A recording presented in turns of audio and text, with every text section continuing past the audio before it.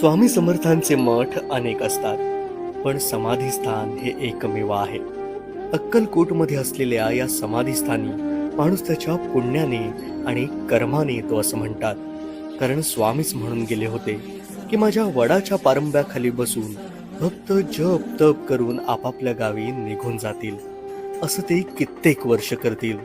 ज्या दिवशी त्यांचे कर्म शुद्ध होतील, पाप नाहीसे होतील, त्या दिवशी ते या समाधीस्थळी येतील आणि याचं महत्त्व जाणतील.